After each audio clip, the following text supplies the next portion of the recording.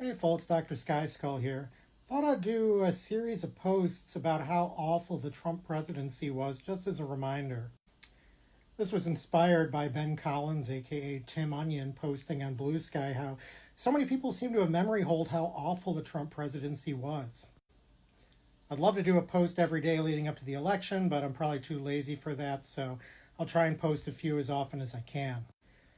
First up, let's talk about Trump's love for dictators. He really has an enthusiasm and love for dictatorships that continued throughout his presidency, much to the detriment of U.S. foreign policy, and it's continued ever since. The most obvious example of this was Trump courting North Korea's Kim Jong-un, in fact, saying we fell in love, which led to their letters to each other being referred to as love letters at the time. I was really being tough, and so was he. And we would go back and forth, and then we fell in love. Okay? No, really. He wrote me beautiful letters, and they're great letters. We fell in love. But you know what? Trump meeting one-on-one with the North Korean dictator pretty much upended years of foreign policy related to North Korea, where such a one-on-one meeting was basically a bargaining tool to allow us to get North Korea to be, less aggressive, less violent. Basically, it was something we could offer to trade. Trump just gave it away for free as the great negotiator he is. And let's not forget, whatever the heck this is, Trump's saluting a North Korean general. Even Kim Jong-un is looking at him like, what the F are you doing here? Suffice to say, Trump's love of North Korean dictators has not changed foreign policy with respect to North Korea at all. North Korea is still as aggressive and hostile as always, maybe even more so. Next up, we can talk about Trump's love for Hungary's Viktor Orban. Orban, if not an official dictator, is an autocrat who has seized power for himself and consolidated power in his role and has taken away people's rights.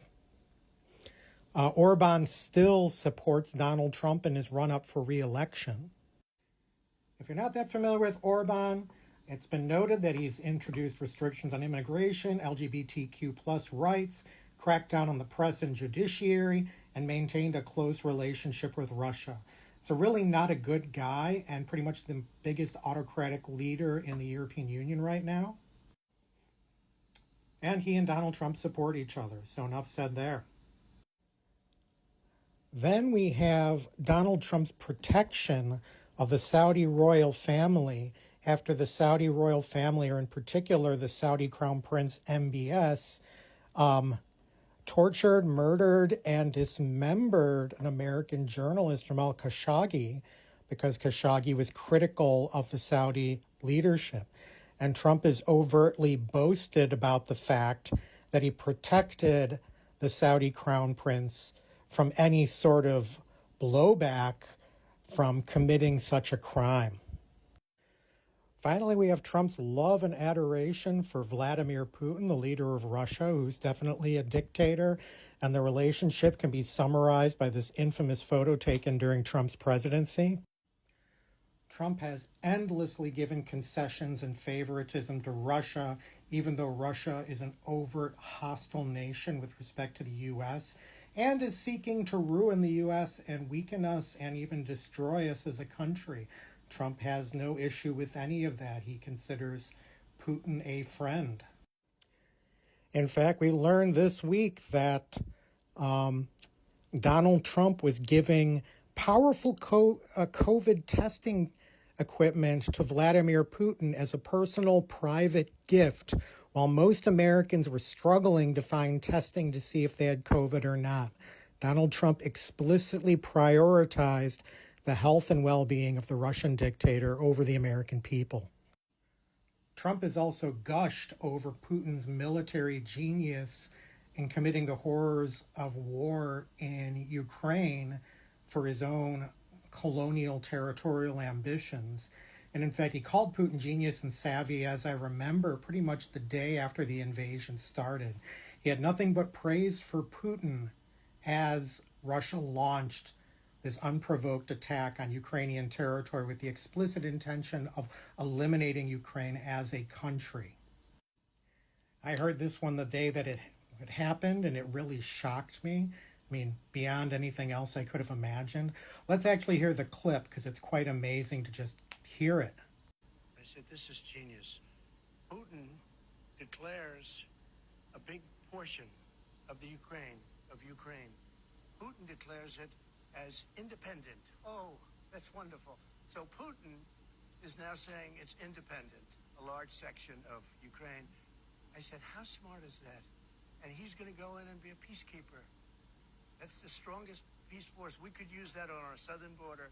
That's the strongest peace force I've ever seen. There were more army tanks than I've ever seen. They're going to keep peace all right. And Trump's love and affection for Putin continues to this day. It was also just revealed recently that Trump has talked to Putin 7 times since leaving office. Now, it's not necessarily unusual for a former president to keep in touch with allies after leaving office. Like, nobody would bat an eye if a former president talked to a former British prime minister. But talking to a hostile foreign power secretly as a private citizen is a big no-no and may actually be criminal depending on what they talked about.